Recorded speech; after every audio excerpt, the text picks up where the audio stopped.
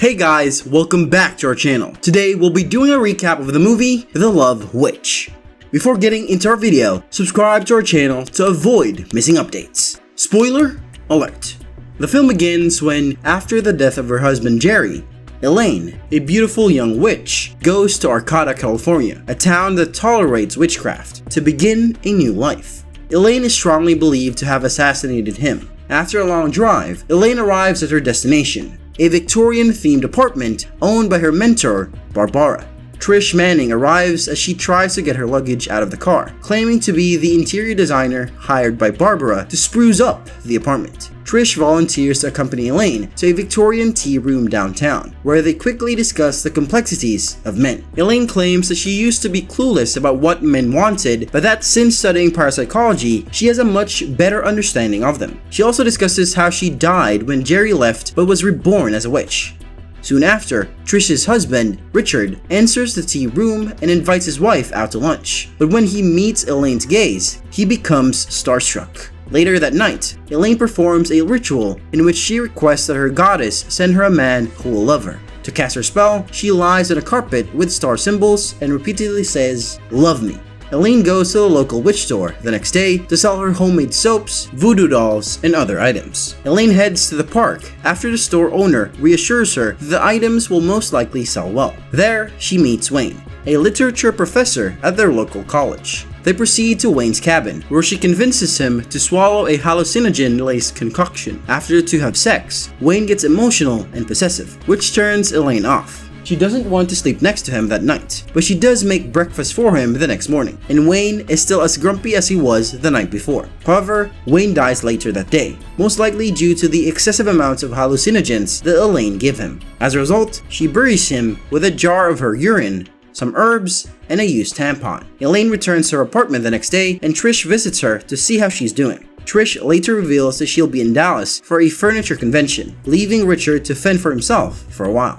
Elaine meets Barbara in a burlesque bar later that night and tells her everything that has been going on in her life. She also tells Barbara about her strange encounter with Wayne and how she used love magic on him, and Barbara advises her to be more cautious. Elaine is irritated when their friend, Gahan, interrupts the conversation. Later, Gahan discusses his popular witchcraft classes and how he invited some girls that night to a sensual dancing seminar. Two blonde girls named Star and Moon approach their table unexpectedly, and Gahan introduces them to Elaine as his students. As they begin a brief lecture, Barbara emphasizes that the entire history of witchcraft is intertwined with fear of female sexuality. Because of this, they should appear vulnerable to men. Gahan says that a normal human being is hyper-rationalistic, a male who believes women's emotions are unimportant. Gahan teaches them that a woman's power is found in her sexuality. After their sermon on sensuality and the power of a human's body, Elaine returns home later that night. She calls Jerry, who is not the best husband in the world. Elaine loved him despite his criticisms of her body and her performance as a wife. Later, she recalls her witch baptism and how the ritual violated and terrified her. Elaine invites Richard over for dinner, and while he drinks the concoction Elaine made for him, he laments how his life is slipping from his grasp, even though he has yet to engage in love affairs or mischief. While Elaine is listening to his fantasies, she later tricks him into thinking Trish doesn't understand him as well as she does. With this in mind, she seduces Richard while dancing and then offers him the infamous love affair he craves. The night concludes with them making love, and Elaine laughs hysterically while proclaiming herself the Love Witch. Richard's marriage is failing and has done nothing but drink his sorrows away since Elaine left him. Elaine is unaware that one of Wayne's co-workers has reported him missing, prompting police officer Griff and his partner Steve to investigate and find Wayne's body and Elaine's witch bottle. Officer Griff informs Steve that he is on his way to meet Professor King, a black magic and witchcraft expert. He's hoping the professor can assist them in identifying the items from Wayne's cabin. He tells Steve about Wayne's toxicology report, which revealed traces of weed, also known as Devil's Trumpet, a highly toxic hallucinogenic. Officer Griff soon meets the professor and quickly introduces the jar from Wayne's grave. After taking a whiff, Professor King confirms that it's a witch bottle, which witches use to protect themselves from curses. He later informs Officer Griff about the two types of witches, Black Witches and White Witches. The Black Witches uses human sacrifice and blood rituals to gain demonic powers and anonymously bind their members. The White Witches, or Wiccans, then commune with nature and healing spirits. They also have strict laws prohibiting them from causing harm to others. Professor King believes every city and rural village has pockets of Black and White Witches practicing the ancient rites. Elaine, along with other witches and Satanists, hosts a ritual in honor of their goddess, Raya, as Officer Griff learns more about his potential suspect. Officer Griff goes to the local witch store the next day to inquire about the witch bottle from Wayne's grave.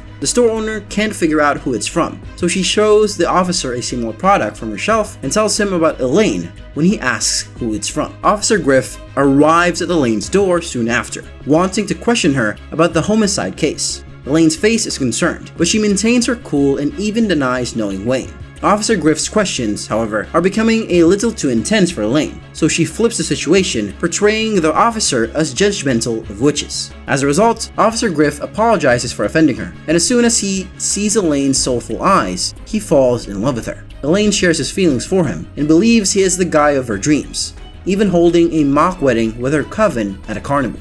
Griff's boss briefs him on the shaky truce between the town and the witches, then urges him to drop the investigation into Elaine as a suspect. When pressed by his partner Steve, he admits Wayne died of a heart attack and that the devil's plant found in his system grew around his cabin. Jerry died from a drug overdose just before remarrying for the first time, even though he did not use any drugs.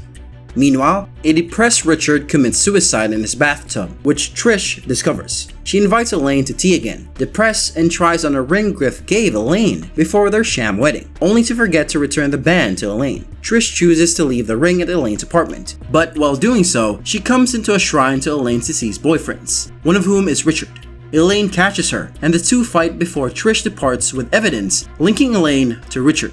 Elaine then heads to the lounge, where she is confronted by Griff about Wayne and Richard's deaths. He tells her that DNA evidence left in Wayne's witch bottle links her to both of them and that the materials Trish supplied him implicate her in Richard's suicide. She tries to change the subject, but Officer Griff remains firm and informs Elaine that she is being arrested for illegally burying Wayne Peters. A waitress overhears the statement and screams that Elaine is the witch who murdered the teacher from the news, which enrages the entire club. Officer Griff is beaten while the men pin Elaine to the ground and strip her naked. On the other hand, Officer Griff saves Elaine, and they flee from there. They then go to Elaine's house, where she confesses her feelings for the officer, but all she gets in return is a cold and empty stare. Elaine suddenly sees the ghost of her past after Officer Griff tosses the concoction she gave him and realizes that no man, not even the officer, will ever love her enough. She stabs him through the heart for this matter, matching the paintings on the wall from their mock wedding. With Griff no longer alive, Elaine fantasizes about them at their wedding. That's where the film ends. That's all we've got for today, guys. Don't hesitate to like the video and leave a comment telling us how much you enjoyed this movie. We'll see you in the following video. Till then, goodbye.